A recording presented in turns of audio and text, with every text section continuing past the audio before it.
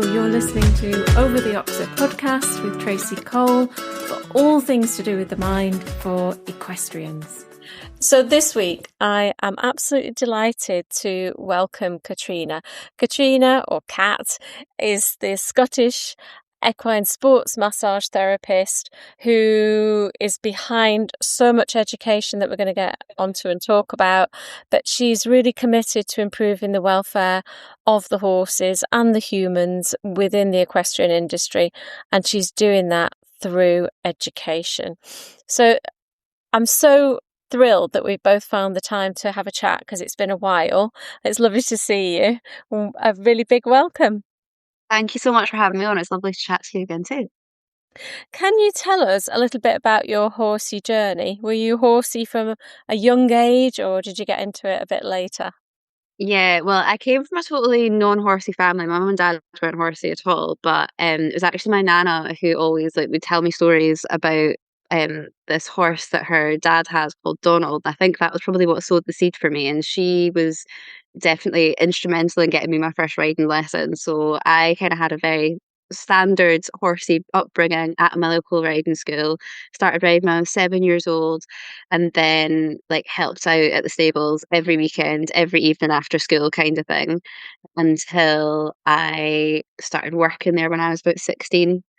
And it was my whole world, and it was my whole life, and all of my friends were there, and that sort of thing. And well, the whole time my mum and dad were just like, if you want to buy your own horse, you're going to have to pay for it yourself. And I was like, okay, challenge accepted, off I go. And so in secret, I might add, because once it got to the point that I was actually saving up and earning my own money, my mum and dad were like, oh, actually, she's quite serious about this. And they were like, you're going to go to uni, it's probably not a good idea to get a horse. And I was like, no, I still want to buy a horse, so don't I? I saved up money in secret and bought my first horse just before my 18th birthday. And she came from the local riding school that I was at. She called Gypsy. And I managed to keep her a secret for a grand total of 6 weeks. Until my 18th birthday, when on my 18th birthday, I had an accident at work and broke my leg. And when I was on quite a lot of pain relief in the hospital, I outed myself to my parents and was like, a horse. Oops. So some surprise faces, I'm sure. But they were all just really happy that I was doing okay, because the relief of me being fine in the hospital, I think, outweighed the stress of the fact that I had bought a surprise horse. My mum likened it to me having a teenage pregnancy. So that's the level of drama that we're talking about. So when you were working at the riding stables and having your secret horse, did you always know that you wanted to go into horses as a career? Yeah, the whole time that I worked there, I was like, I love this, and I can't imagine me working in another kind of environment. But I think the school that I went to quite a stereotypically rough Scottish high school. Nobody around me at the school knew anything about the horse industry, and when I went and got career support at school, they were kind of like, well, you're not really smart enough to be a vet. Your grades aren't really good enough to do that, and you don't come from a horsey background, so you probably can't work with horses. So you should probably go and do something else instead. And I was a bit like, but I don't really know what I want to do. And that is one of the things that probably inspired me to go on to do the things that I have since done in my adult life.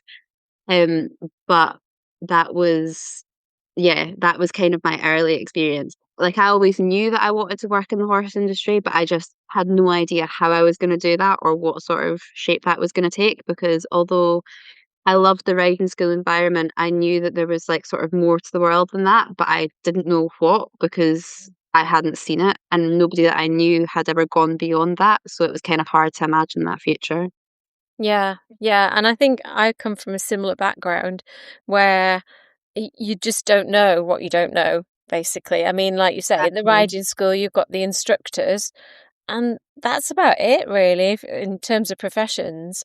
So how did you decide to train in equine massage? Was that your first horsey job, or or not? Yeah, that was my first sort of after riding school life, that was my first horsey job. So Yeah. when I was at university, I went to uni to study psychology in the end because I was really interested in people as well. And I was like, well, if I can't do horses, I may as well do another thing that I'm interested in. So I was studying psychology at uni, and whilst I was at uni, I was working freelance at my livery yard, and one thing sort of led to another, but I ended up having a horse on loan to me that belonged to another lady that was there.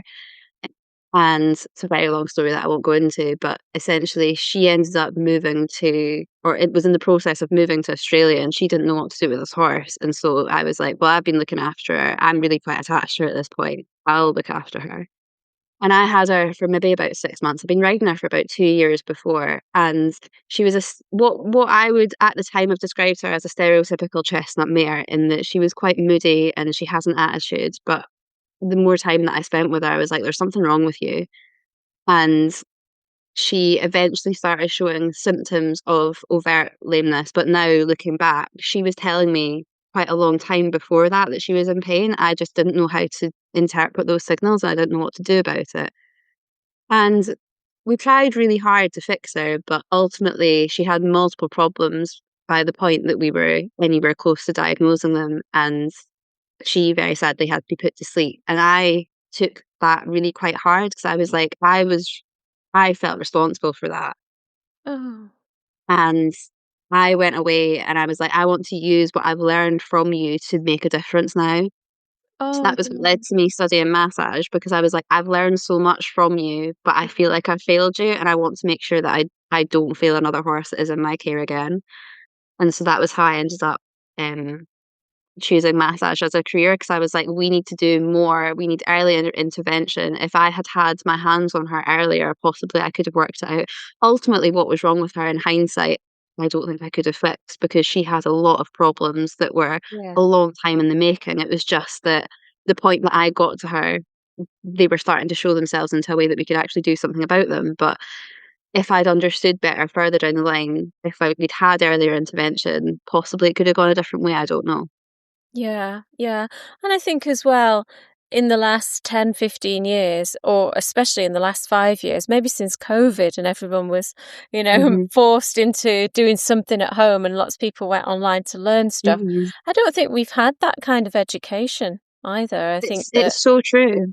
that we I wouldn't say that we were clueless by any means, but in terms of a comparison, people are learning now so much more about the various conditions that horses can get and the signs, the early signs, and Facebook is fantastic in some ways for pointing out all the symptoms and so on. But I think as well, when you're talking about then there wasn't much to do apart from call a vet. And sometimes they couldn't see anything either. So, yeah, Yeah. sad, really sad, but probably really common as well at that time. Yeah. So, through your massage, did you find that this was a common occurrence that you were picking up on things, maybe not necessarily diagnosing, but you knew something was wrong before the owner? I think when you do massage, you end up being able to spot patterns. And I think a big part of being good at equine massage is pattern recognition, and it's patterns that you find within the horse's body. Yeah. And what I think owners want to be able to tell you, or what they want you to be able to tell them, is what that pattern means. And that's not what I can do. All I can say is that, this is what I'm feeling, and this is often related to all of these different conditions. These are the conversations that I would potentially have with your vet now. And what I'm kind of doing is I'm trying to facilitate those conversations between owners and their vets. Obviously, as a paraprofessional, you're not allowed to diagnose anything. Even if you've got a pretty good idea of what it is, you can never say, I think it's that. But you can kind of guide conversations forward to encourage owners to kind of be a bit more critical about what it is that they're seeing. And I do find that people are a bit more switched on than they maybe used to be, because I think in my early days of being in the horse world, there was just so much that was normalized. Like, that's just how they go was such Yeah. a standard phrase. And that for me, like, it's not good enough. Like, if someone says to me, oh, that's just how they go, I'm like, no, there's a reason. Like, there's always a reason. And it's our responsibility to find that out.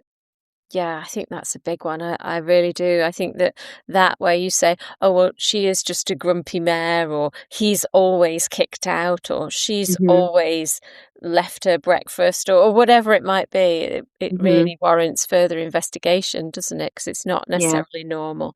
So was there Mm. a time for you, as you were doing your massage therapy, that you thought that horse owners needed to have some kind of resource where they could find out more? Yeah, because I think one of the biggest challenges is when you're trying to explain something to an owner, as you're in the process of explaining what is sometimes quite a complex situation, you realize that there's quite a few layers of knowledge that they're potentially missing. And if you're trying to say to them, I don't know, you've got a horse that's maybe slightly stiff going one way, and then you start to explain some like ridden exercises that could potentially help with that, and then you start saying like, oh, and so do you know, for example, like how to ask your horse to leg yield, and they sort of get a bit of a vacant look on their face. You realize that that's not my lane. And one of Yeah, the biggest challenges is as a paraprofessional, trying to stay in your lane, but also being able to guide owners into the other lanes that they need to be in for their horse. And I think there's nowhere at the moment that you can really kind of point someone to say, oh, if you go and read this, like the the source of that information is definitely going to be 100% trustworthy, because really what they're going to do is they're going to go on Google, and anyone can post anything on the internet. And yeah, so and a lot of the stuff that you find posted on the internet is just people's opinion. And so we don't have kind of like a gold standard resource or workflow almost, not to be like too corporate about it, but like yeah. you need to have somewhere that owners can go to trust the education that they're getting is right. Because there's so much chat when you go into livery yards. Like I think on so many livery yards, if you've been on them, like there's always a guru that seems to know everything. And then the more that you get into it, you're like, actually, how much of this information is based on actual education and facts, and how much of this is just what you think you've learned over the last 30 years in the Mhm. horse world. Yeah, yeah, And it's about getting people to be a bit more critical about where they're getting their information from, I think. yeah, definitely. Is that then that leads us very nicely into Equine Qualifications UK or EQ UK, which you set up. Is that why you set it up so that people would have a platform to go to? Yeah, so EQK is a social enterprise which has, in the early days, it was about access to education, because for me, I was kind of coming at it from that angle of my youth growing up. It was really, really hard to get into the horse industry if you didn't already have a background in the horse industry. And so what I was trying to do with it was to kind of facilitate young people getting into the industry. And I was working quite closely with like the UCAS outreach like the widening access participation hub that UCAS has, kind of supporting young people from widening access backgrounds into horsey careers, like through that way. That was what we did at the start. As time went on, it grew some arms and legs, and now it is more something that I'm kind of using as a mechanism to try and improve horse and human welfare within the industry by kind of creating a platform where people can go and they can trust the information that they're Yeah. getting. And that's what we're kind of in the process of doing just now. We're taking that change of direction, and we're trying to materialize that into something functional that people can actually use. Because I appreciate talking about it. It all sounds very hypothetical, and you're like, that's a really good idea, but how does it work at? And the how does it work at bit is the bit that we are working on just now. Yeah, yeah. And we were chatting a little bit about the Lingfield Distance Learning, which some people might Hmm. already have heard of, but they might Hmm. not know the background story to it and how you've now got involved, which is really Hmm. interesting. How's that come about? So, Lingfield Equine Distance Learning is, I think, the UK's oldest equine distance learning company. It's been operating for 30 years this year. And it was founded by a lady named Paula Clements, who was basically a riding instructor in the south of England. And she realised that a lot of her clients that she was teaching how to ride didn't have the sort of the horse care and stable management knowledge that they necessarily needed to take better care of their horses. So she started Lingfield by kind of bringing people into her living room and teaching them how to look after their horses. And this was in like the sort of the late 90s. And then as the internet materialized, she started running Lingfield Correspondence, and she did sort of like old school packages of information she would post out to people. People would write answers back to her, and then she'd mark their work and send it back to them with like the next study pack. Yeah. And that was how she ran it in like sort of the early 2000s. And then obviously sort of by the 2020s it was all online and kind of running like off of Google Sheets and stuff like that. So it all got a wee bit more high tech. And she developed it over the years because there was sort of the basic stable management courses, but she had specialist courses in like equine psychology and nutrition and like how to become like a yard manager. Like she had a whole raft of things that she did. And as we got into the sort of the 2020s, Paula started to struggle with her health, and I met Paula in 2024 on LinkedIn of all places. And she was interested in stuff that I was doing with EQUK, and she was just like, this is something industry really, really needs, because I've seen these problems for a really long time and the young people that I've worked with Lingfield over the years. So it's really good to see someone that is trying to solve this problem that the industry has. Um, Specifically, we spoke about issues around sort of access to like apprenticeships and young people trying to find college courses and just not knowing the best way into the industry. And she'd spent a lot of her life advising young people that had kind of done her courses that wanted to work with horses but didn't quite know where to go. She realised how confusing an industry it was to break into, and so she'd spent a lot of time advising these people. And so she was like, it's good to see this getting all formalised. And then in early 2025, she very sadly passed away, and Lingfield was her life's work that her family were really keen to protect.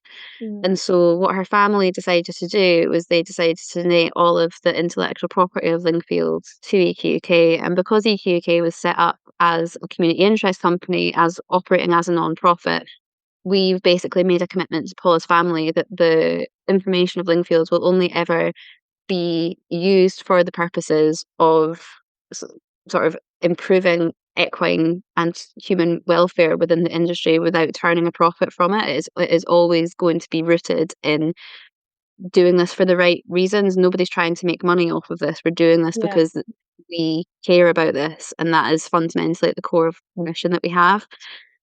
So much of the work that I've done for the last year has been around sort of getting Lingfield back up and running. And a big part of that I've done actually working quite closely with the Association of British Riding Schools, which is a nice like full circle moment for me. I'm really, really passionate about improving riding school horse welfare, also sort of access to that very grassroots part of the industry.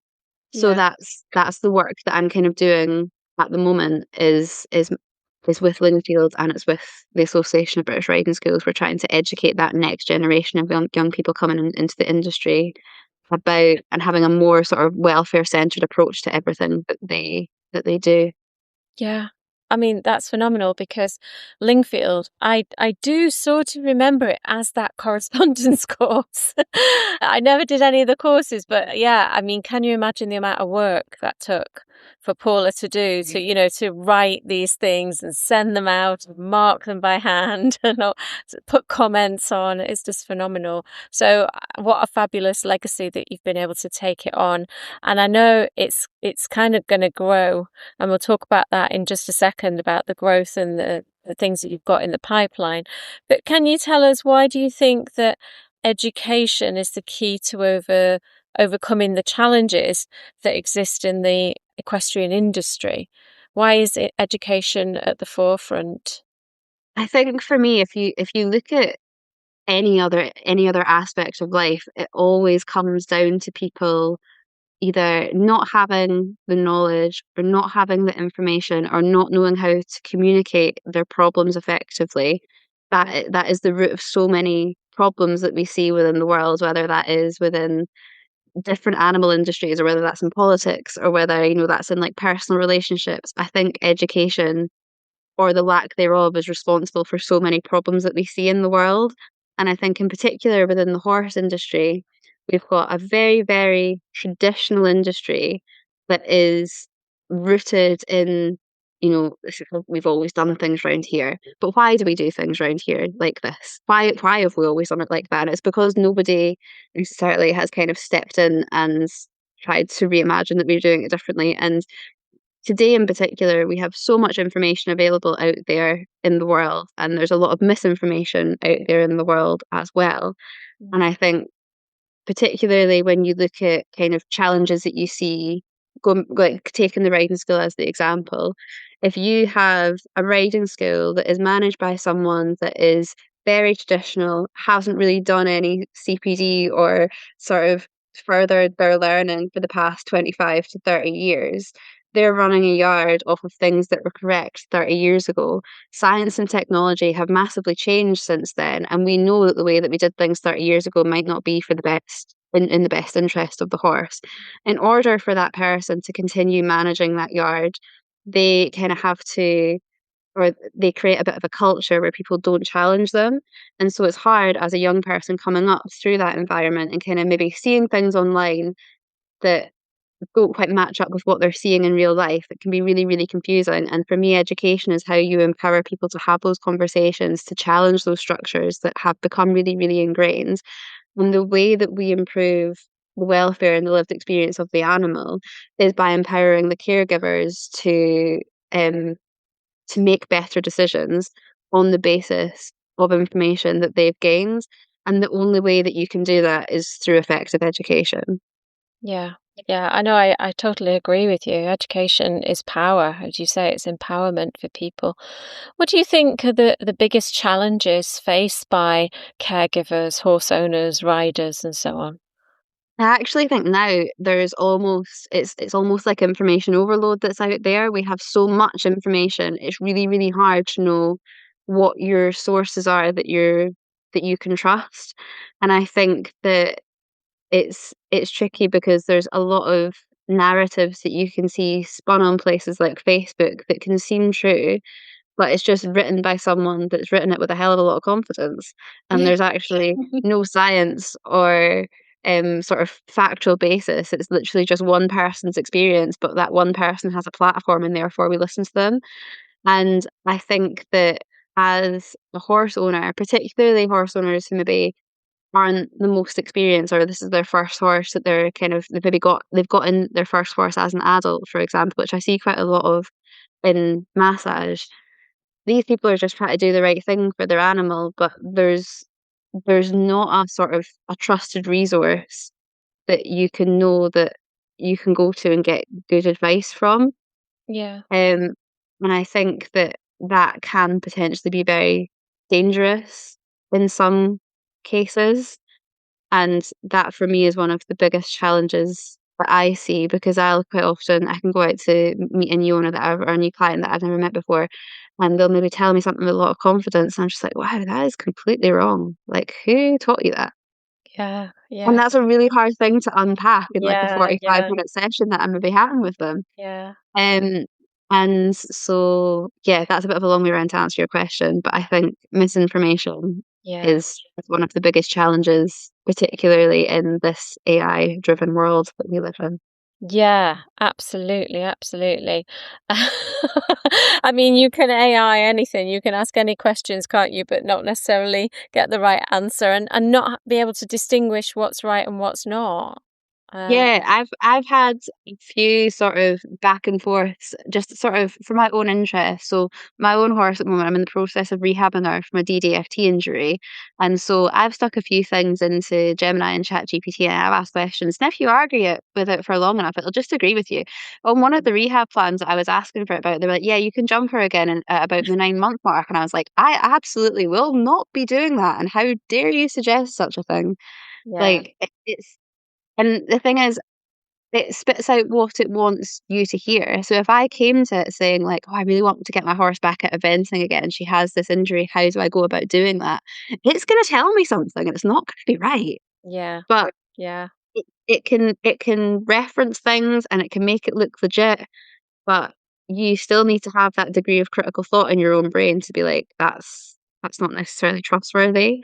Yeah. but it's written with a lot of confidence, and that's, I think, Yeah. where the danger comes in.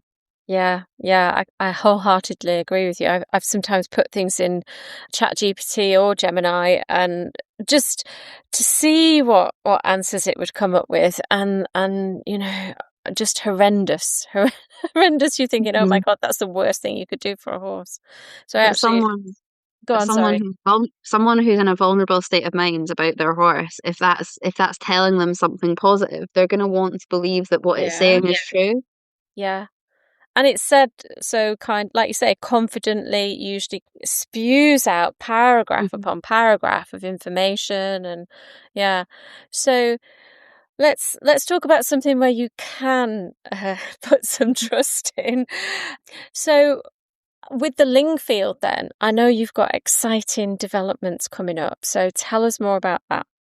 Yes. So part of what Paula's family donated to EQUK was probably over 1,000 pages of information about how to take care of horses and about equine nutrition and about horse psychology.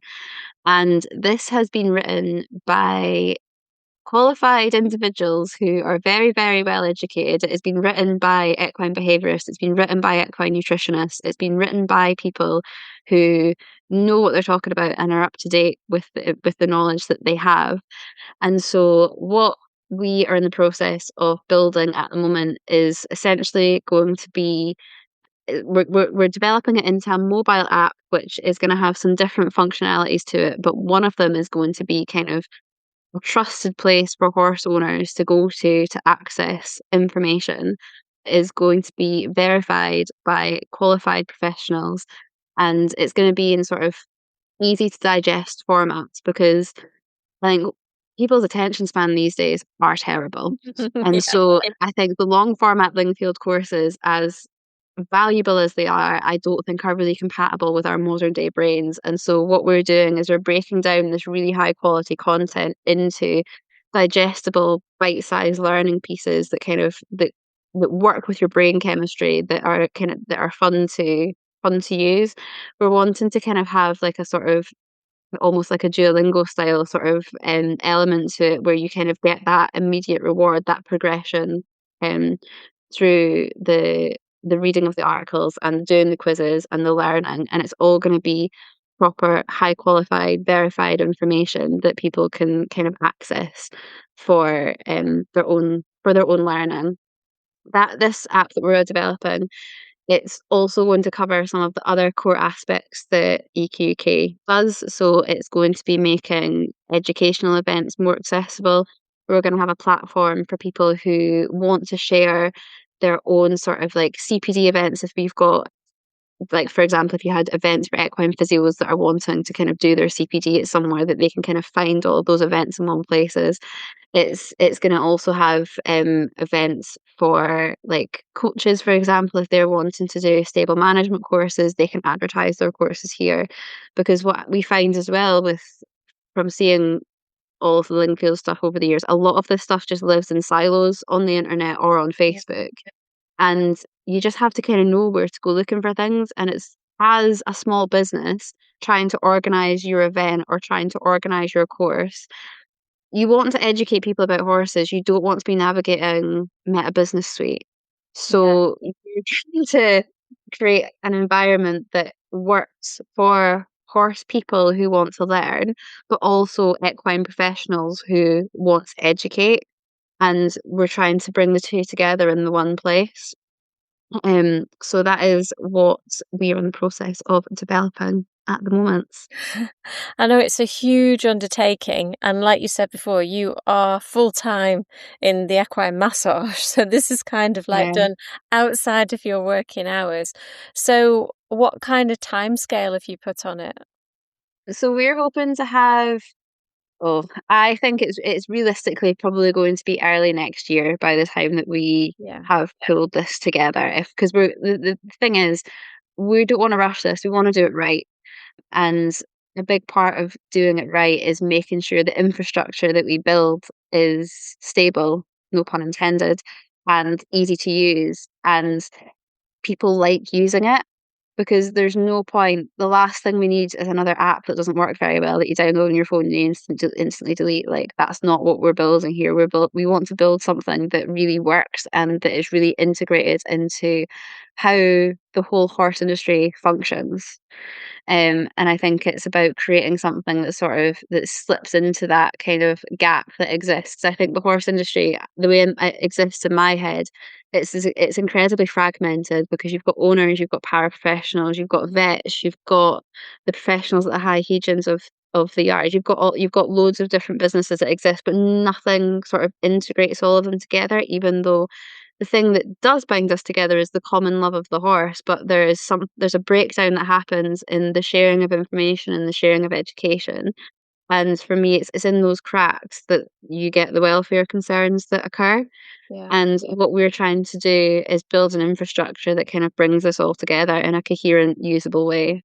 Yeah, absolutely fantastic. I really look forward to seeing that.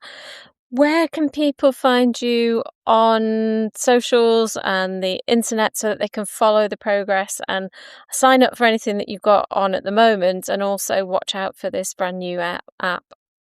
Yeah, so probably the best place to find us is on the EQK Instagram. That's probably where I'm most active on social media, I would say. And you can also find all of the Lingfield courses at www.horse-care.co.uk. That's the Lingfield Equine Distance Learning website. And Lingfield Equine Distance Learning has its own Facebook page as well. So between whatever you can pick your poison, whatever is your social media platform of choice, you can find me in one of those places. Super. I'll put all of that down in the description box so people can click on it and find you and follow you and see what the progress is. Thanks ever so much for chatting to us about that, because I think it is such a crucial part of equestrianism that we are not only knowledgeable, but we update our knowledge and that we keep current, because it moves so fast these days as well.